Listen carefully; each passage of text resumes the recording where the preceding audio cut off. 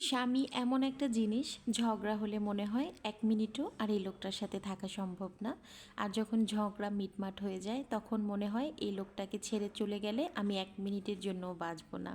কেমন একটা অবস্থা, তাই না? এই তো আপনাদের ভাইয়াকে নিয়ে আড়ঙে চলে এসেছিলাম আপনাদের ভাইয়ার জন্য দুটো শার্ট কিনবো। আপনাদের ভাইয়া আড়ঙের শার্টগুলোই রাফ ইউজ করে, তো আড়ঙের শার্টগুলো আমার কাছে কেন যেন মনে হয় একটু দ্রুত কালার নষ্ট হয়ে যায়।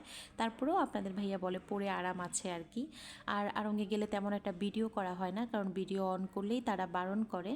আপনার ভাইয়ার আর আমার সংসারের জীবন প্রায় 22 বছরের মতো চলতেছে আর কি। তো একটা কথা বললে এখন মনে হবে গল্প, তবে এটা গল্প না, এটা একদম বাস্তব। এই 22 বছরে আপনাদের ভাইয়া যখনই তার নিজের জন্য কিছু কিনতে যাবে, কখনো একা কিনবে না, বলবে তুমি আমার সাথে আসো, তুমি পছন্দ করে দিবে তারপরে আমি নেব। তাই মাঝে মাঝে বলি যে নিজের পছন্দও কেনার চেষ্টা করো, তখন বলবে যে না, আমার পছন্দই তো তুমি, আর তুমি যেটা পছন্দ করে দিবে সেটাই আমাকে মানাবে।